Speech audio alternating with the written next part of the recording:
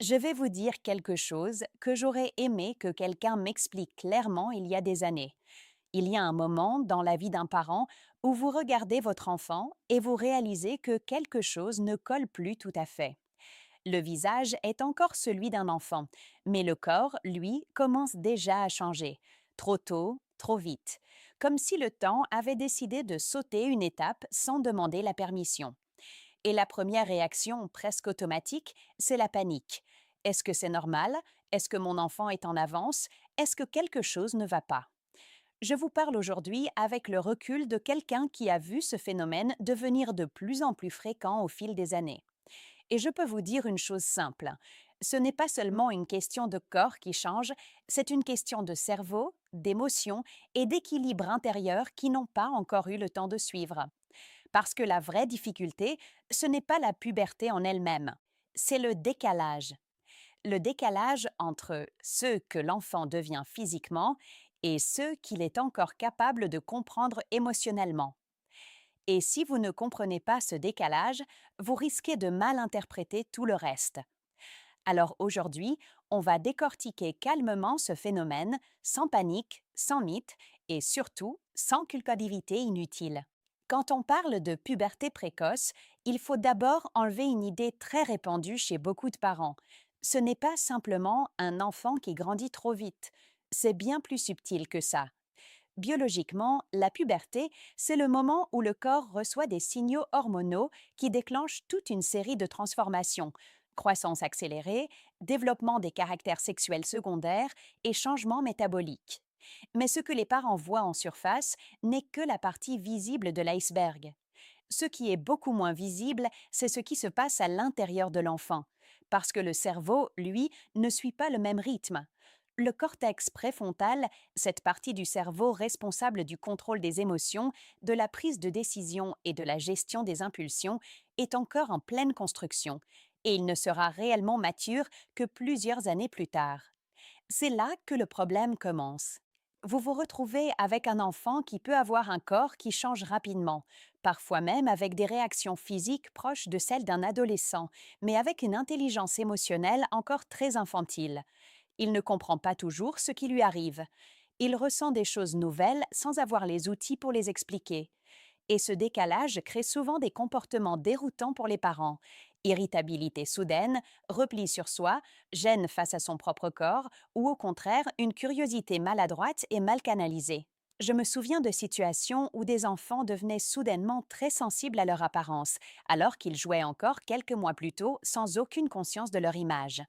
Ce basculement peut être brutal pour eux, et à l'école, cela peut devenir encore plus compliqué. Un enfant qui, fait plus âgé que les autres, peut attirer des remarques, de la jalousie ou même des moqueries. Il se retrouve parfois coincé entre deux mondes, trop mature physiquement pour être complètement ignoré, mais pas assez mature émotionnellement pour gérer ce que cela implique. C'est pour cela que la première étape pour un parent, ce n'est pas d'agir dans la précipitation, mais de comprendre profondément ce décalage invisible. Parce que tant que vous ne voyez que le corps, vous passez à côté de l'essentiel. L'enfant est encore en train de se construire de l'intérieur, même si l'extérieur raconte déjà une autre histoire. Et ce décalage, aujourd'hui, est de plus en plus fréquent, pour des raisons que beaucoup de parents sous-estiment totalement.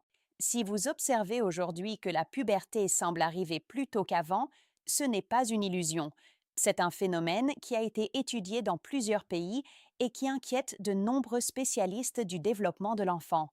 Mais attention, il n'y a jamais une seule cause. C'est toujours une combinaison de facteurs.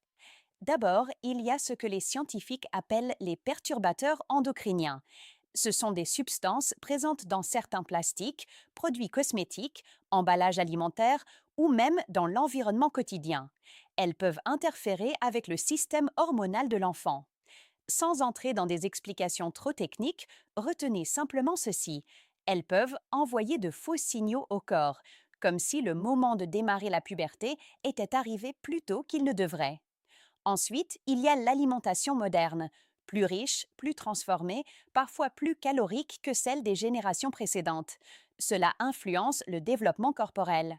Le corps réagit à ce qu'il reçoit et parfois il interprète un environnement riche comme un signal de croissance accélérée. Mais il n'y a pas que le physique. Le mode de vie joue un rôle énorme. Le manque de sommeil, par exemple, est devenu très courant chez les enfants et les préadolescents. Or, le sommeil est directement lié à la régulation hormonale. Un enfant qui dort mal ou trop peu n'a pas un système biologique parfaitement équilibré. Et puis, il y a un facteur que beaucoup de parents sous-estiment encore, l'exposition précoce à des contenus adultes. Aujourd'hui, un enfant peut être confronté très tôt à des images, des discussions ou des comportements qui dépassent largement sa maturité émotionnelle. Même sans les comprendre totalement, cela influence son développement psychologique. Le cerveau enregistre, même quand l'enfant n'analyse pas. Enfin, il y a un élément plus silencieux mais tout aussi important, le stress. Oui, les enfants aussi peuvent être stressés. Pression scolaire, conflits familiaux, surstimulation permanente, tout cela peut influencer les hormones du développement. Le corps humain est très sensible à son environnement émotionnel. Et ce qui rend la situation encore plus délicate, c'est que tous ces facteurs ne travaillent pas séparément. Ils s'additionnent. C'est pour cela qu'aujourd'hui, certains enfants entrent dans cette phase plus tôt qu'avant. Mais comprendre les causes n'est pas suffisant, parce que pour un parent, la vraie question n'est pas pourquoi cela arrive, mais plutôt qu'est-ce que je dois faire maintenant pour aider mon enfant à traverser cela sans se perdre émotionnellement. Et c'est là que beaucoup de parents font des erreurs sans même s'en rendre compte. À ces stades, beaucoup de parents commettent une erreur silencieuse mais très fréquente. Ils réagissent uniquement aux changements physiques et oublient complètement le vécu émotionnel de l'enfant. Et pourtant, c'est là que tout se joue. Quand un enfant commence une puberté précoce, il ne comprend pas toujours ce qui lui arrive. Il voit son corps changer, il ressent des émotions nouvelles, parfois intenses, parfois déroutantes. Et s'il ne trouve pas d'espace pour en parler, il va faire ce que tous les enfants font dans ces situations. Il va se refermer. Le silence devient alors son mécanisme de protection. Certains parents, par gêne ou par manque de repères, choisissent aussi de ne rien dire. Ils espèrent que ça passera tout seul. Mais le problème, c'est que ce silence est interprété par l'enfant comme un message implicite. Ce que je vis est étrange, donc je ne dois pas en parler. Et là, on crée un terrain émotionnel fragile. Parce qu'un enfant qui ne comprend pas ce qui lui arrive va chercher des explications ailleurs, chez les amis, à l'école, sur Internet. Et ces sources ne sont pas toujours adaptées à son âge ou à sa maturité. L'autre erreur fréquente, c'est la surprotection excessive. Certains parents, en voyant ces changements précoces, commencent à contrôler davantage, à surveiller chaque comportement, chaque interaction. Mais à cet âge-là, trop de contrôle peut générer l'effet inverse. L'enfant se sent incompris, voire étouffé. Et puis, il y a la honte, un sujet rarement abordé mais bien réel. Certains adultes, inconsciemment, transmettent une gêne autour des changements corporels. Un regard, une phrase maladroite, un sujet évité, et l'enfant comprend qu'il vaut mieux cacher ce qu'il vit. Or, à ce moment précis, ce dont tu n'as le plus besoin, ce n'est ni du silence, ni du contrôle, ni de la gêne. C'est de la clarté et de la sécurité émotionnelle. Parler simplement, avec des mots adaptés à son âge, sans dramatiser, sans minimiser. Juste expliquer que son corps change, que c'est une étape normale, même si elle arrive plus tôt que chez d'autres. Et surtout, lui donner un espace où il peut poser des questions sans être jugé. Parce que ce que les parents oublient souvent, c'est que la puberté précoce ne crée pas seulement des changements physiques, elle modifie aussi la perception que l'enfant a de lui-même, son image, sa place parmi les autres. Et si cette image est construite dans la confusion, elle peut laisser des traces durables. C'est pour cela que la manière dont vous réagissez maintenant est bien plus importante que le simple fait biologique lui-même. Quand on arrive à ce point de compréhension, la question devient très concrète. Qu'est-ce qu'un parent doit faire, jour après jour, face à un enfant qui traverse une puberté plus tôt que prévu? La première chose, c'est de stabiliser le climat émotionnel à la maison. Et cela commence par votre propre réaction. Un enfant capte tout, même ce qui n'est pas dit. Si vous êtes inquiet, pressé ou confus, il le ressent immédiatement et peut interpréter cela comme un danger. Donc, votre rôle n'est pas de corriger la situation, mais de devenir un point d'ancrage stable. Ensuite, il y a la communication, mais pas la communication compliquée ou solennelle, une communication simple, naturelle, pas besoin de longs discours. Parfois, une phrase suffit. Ton corps est en train de changer plus tôt que pour certains enfants, mais ça reste une étape normale de la croissance. Ce type de message a un effet très puissant sur le cerveau de l'enfant. Il normalise ce qu'il vit. Et la normalisation réduit immédiatement la peur. Un autre point essentiel, c'est de surveiller sans espionner. Il y a une différence énorme entre accompagner et contrôler. Accompagner, c'est être disponible. Contrôler, c'est envahir. À cet âge, l'enfant a besoin des deux choses paradoxales en même temps, sécurité et autonomie. Et puis, il y a le corps social, l'école, les amis, les comparaisons. C'est souvent là que les difficultés apparaissent. Un enfant qui se sent différent physiquement peut devenir plus sensible aux remarques.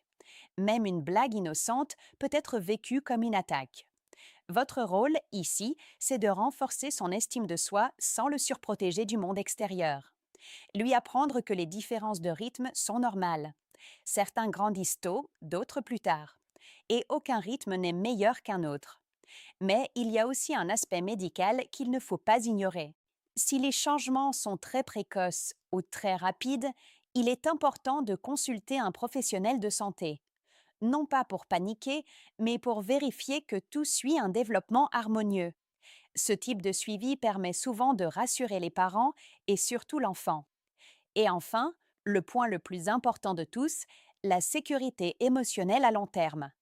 Un enfant qui traverse cette étape avec des adultes calmes, présents et cohérents développe une capacité d'adaptation beaucoup plus solide. Il apprend que les changements dans la vie ne sont pas des catastrophes, mais des transitions. Et c'est exactement ce type de fondation qui va influencer son adolescence, bien plus que la précocité elle-même. Parce qu'au fond, la question n'est jamais seulement quand la puberté commence, mais comment l'enfant est accompagné pendant qu'elle commence.